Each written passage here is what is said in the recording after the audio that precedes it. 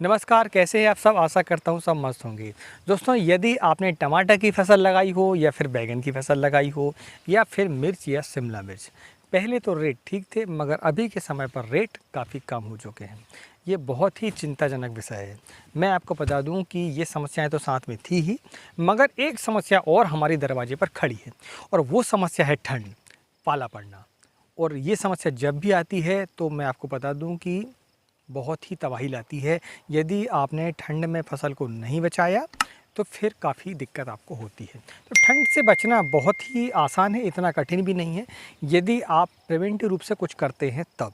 तो दोस्तों, आज जो यही जानने की कोशिश करेंगे कि जब ठंड आती है तो अपनी समस्याएं क्या लाती है। मुख्यतः 5 समस्याएं हैं जो कि ठंड के कारण आती हैं और उन्हीं 5 समस्याओं के बारे में हम आज जानकारी लेंगे और साथ में हम निदान भी जानेंगे कि उसके लिए हम क्या निदान कर सकते हैं, क्या उपाय कर सकते हैं, वो भी प्रिवेंटिव रूप से भी और क्यूरेटिव रूप से, यानी कि रोग आने के पहले, समस्या आने के पहले और समस्या आने के बाद भी। चलिए दोस्तों, वीडियो की शुरुआत करते हैं। मैं हूं राकेश साहू, आप देख रहे हैं एग्रो जीवन बातें किसान की। ये आपका अपना चैनल है, इसलिए आपको इसको सपोर्ट करना चाहिए। यदि आपको इस चैनल पर दी गई जानकारियाँ पसंद आती है तो वीडियो को एक लाइक जरूर करें और चैनल भी आप पहली बार आए हैं तो चैनल को सब्सक्राइब करें। 5 प्रकार की समस्याएं मुख्य है। जो पहली समस्या है वो है पाला पड़ना। ठीक है, पाला पड़ना यानी कि शीतलहर चलना और टेम्परेचर का कम होना। जब भी हमारे एरिया का टेम्परेचर जो है 4 डिग्री से नीचे आ जाता है, ठीक है, रात का टेम्परेचर जो है वो 4 डिग्री से जब भी नीचे आएगा तो आपकी फसल पर उसके लक्षण देखने को मिलेंगे। क्या होगा, आपकी पत्तियां जो वो कड़ी हो जाएंगी, पत्तियां ऐसे कर्ल हो जाएंगी, साथ में जगह ज़्यादा हो जाता है तो फिर बर्फ़ बन जाता है। जो ओस गिरती है वो आपकी पत्तियों के ऊपर आती है और बर्फ़ जम जाती है उस पर। ठीक है, बर्फ़ का रूप ले लेती है, पत्तियां कड़ी हो जाती है, उसके सेल बार्म जो है हार्ड हो जाते हैं, उसकी नसें जो है वो हार्ड हो जाती हैं, फल फट जाते हैं और फल पकते भी नहीं हैं। और कभी कभी ये भी देखने को आता है कि ऊपर से पौधा जो है नीचे की तरफ सूखने को हो जाता है। तो ये है ठंड के लक्षण। अब इससे हम बच कैसे सकते हैं। बिल्कुल सस्ता उपाय है जो कि किसान भाई करते हैं लेकिन समय पर नहीं करते हैं, वो है सिंचाई। सिंचाई आपको हमेशा शाम के समय करनी है। पहली बात तो ये है, हो सके तो रात में करें, संभव हो तो रात में करें तो ज़्यादा उसका फ़ायदा होगा। या वह सुबह सुबह 3 से 4 बजे यदि आपकी सिंचाई कर देते हैं आप, तो आप देखेंगे कि पाले का असर आपको बिल्कुल भी नहीं होगा। दूसरा, फिर इसके लिए क्या कर सकते हैं, इसके लिए आप जो है पूर्व की दिशा और उत्तर की दिशा तरफ क्या करें कि जो हमारे पुलाव होते हैं, जो वेस्टेज होता है हमारी फसल का, उसको इकट्ठा करके रख लें और उस तरफ धुआं कर दें, आग जला दें, तो एक लेयर बन जाती है धुएँ की। टेम्परेचर जो है ज़्यादा लो नहीं होता है। फिर हो ही गया, ये सब नहीं कर पा रहे हैं या ठंड का असर हो भी गया है, फिर क्या करें, तो स्प्रे के माध्यम से आप सल्फर का इस्तेमाल करें।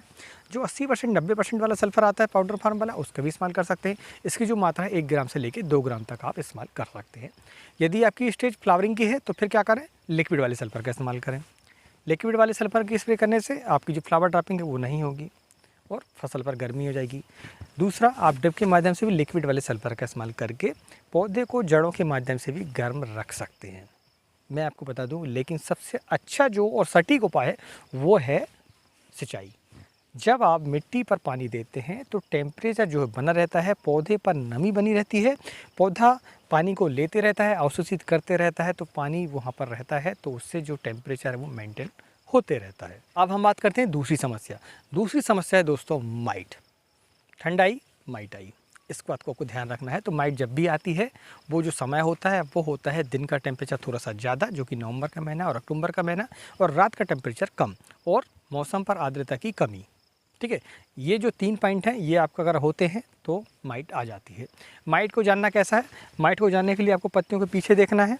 वो आपकी जो पत्तियां हैं पीछे की तरफ आपको लाल लाल या पीले कलर की आपको माइट नज़र आएगी, बहुत अच्छे से तरीके से देखना पड़ेगा तब देखेंगे वो। दूसरा, ऊपर से आप देखेंगे तो पत्ता जो है ऐसा पीलेपन लिए होता है। ठीक है, जहाँ जहाँ वो रस चूसती वहाँ पर पीलापन हो जाता है, तो आप समझ लें कि वो माइट है।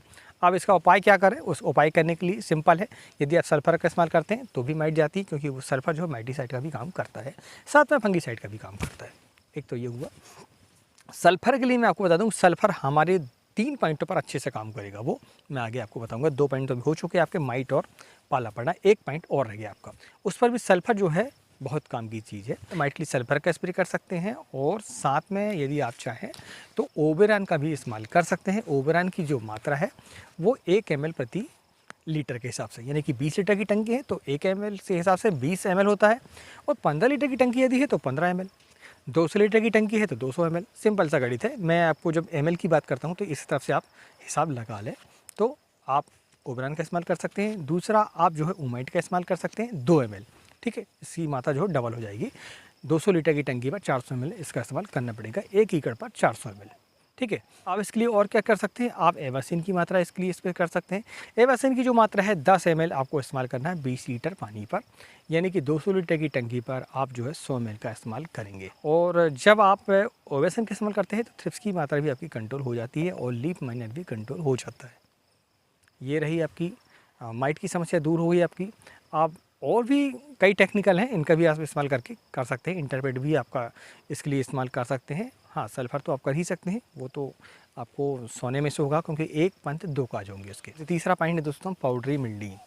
जब भी ठंड होती है, ओस गिरती है, तो हम देखते हैं कि पाउडरी मिल्डी की समस्या हमारी खीरा वर्ग की जितनी भी फसल हैं उन पर आती है। तो उसके लिए आप क्या कर सकते हैं, सल्फर का इस्तेमाल यदि आप करते हैं तो वो फंगीसाइड का काम करता है, कॉन्ट्रैक्ट फंगीसाइड है वो, तो पाउडरी पर बहुत ही अच्छे से काम करता है वो। दूसरा आप क्या कर सकते हैं, दूध का इस्तेमाल भी कर सकते हैं। यदि आपकी फसल पर पाउडरी मिल्डी अभी नहीं आई है, आने की संभावना है, तो आप दूध का जो स्प्रे है सप्ताह में 1 बार करते रहें। जैसे 200 लीटर की टंकी, उस पर आप 5 लीटर का इस्तेमाल करें, बड़े आसानी से आपकी पाउडरी जो है कंट्रोल हो जाती है, पाउडरी मिल्डी आती ही नहीं है। यदि आ चुकी है तो फिर 1.10 का आपको रेशो लेना पड़ेगा, यानी कि 10 लीटर पानी होगा और 1 लीटर दूध होगा, तब जाके कहीं कवर होगा। ऑर्गेनिक फार्मर के लिए मैं आपको बता दूं, ठीक है। इसके बाद चाहे तो आप नेटिव का इस्तेमाल कर सकते हैं, नेसोडियम का इस्तेमाल कर सकते हैं, आप चाहे तो रोको का भी इस्तेमाल कर सकते हैं, जिसमें कि थायोफेनाइट मिथाइल 50% WG फार्म पर होता है। इसकी जो मात्रा है वो 200 ग्राम आपको 1 एकड़ पर इस्तेमाल करना है, यानी कि 1 लीटर पानी पर 1 ग्राम, ठीक है। अब इसके बाद हम बात करते हैं और भी इसके उपाय हैं। आप चाहें तो इसके लिए मैरीबियोन का भी इस्तेमाल कर सकते हैं, बहुत ही कारगर दवाई है मैरीबियोन भी, आप चाहें तो इसका भी इस्तेमाल कर सकते हैं। कॉन्ट्रैक्ट रूप से बात करते हैं तो आप केराथान का भी इस्तेमाल कर सकते हैं, जो कि डाउ कंपनी का आता है, ठीक है। तो इस तरीके से आप पाउडर मिल्डी को भी नियंत्रित कर सकते हैं। इसके बाद बढ़ते हैं हमारे चौथे पॉइंट के। तो चौथा पॉइंट है फलों का ना पकना और फलों का फटना, ये 2 कारण। तो फल जब फटते हैं तो उसमें नमी जो है वो कम हो जाती है। यदि पौधे पर नमी अच्छी से है तो आपके जो फल है वो नहीं फटेंगे। दूसरा, फल पकते नहीं तो इसलिए भी आप सल्फर का इस्तेमाल कर सकते हैं, पौधे को गर्मी दें, फल आपके आवश्यक रूप से पकेंगे। लेकिन आपको एक बात और ध्यान रखनी है कि ज़्यादा आपको जल्दी पकाने की कोशिश भी नहीं करना है, नहीं तो छोटे साइज़ के फल आपके पक जाते हैं, ठीक है। तो ये आपकी समस्या दूर हो गई। साथ में आप चाहें तो कैल्शियम नाइट्रेट की मात्रा भी आपको समय समय पर देते रहना है, कैल्शियम बोरान भी देना है, क्योंकि कभी कभी जो फल हैं हमारे वो कैल्शियम बोरान की कमी से भी फटते हैं। अधिकतर ये होता है, हम समझते हैं कि ठंड है लेकिन कैल्शियम बोरान की कमी से भी वो फटते हैं, इसलिए आप कैल्शियम नाइट्रेट की मात्रा भी दें और साथ में कैलबी का भी इस्तेमाल आपको करना पड़ेगा स्प्रे के माध्यम से, ठीक है। 15 दिनों में 1 बार आप कैल्शियम बोरान का स्प्रे कर दें, जिसकी जो मात्रा है वो 400 ग्राम यदि नॉर्मल वाला लेते हैं, तो चिलेटेड वाला यदि आप लेते हैं तो फिर आप 200 ग्राम प्रति एकड़ के हिसाब से इसका स्प्रे आप कर सकते हैं। अब बढ़ते हैं हमारे 5वें पॉइंट की तरफ। तो 5वां पॉइंट है दोस्तों फसल की ग्रोथ ना होना। ठंड में हम अधिकतर हम देखते हैं कि फसल हमारी ग्रोथ नहीं ले पाती है, क्योंकि ठंड के कारण जड़ों का विकास नहीं हो पाता। टेम्परेचर कम होने के कारण जो सनलाइट है वो कम रहता है, यानी कि कम समय के लिए सूरज निकलता है तो पौधा उतना खाना नहीं बना पाता। प्रकाश संश्लेषण की जो क्रिया है वो बाधित होती है।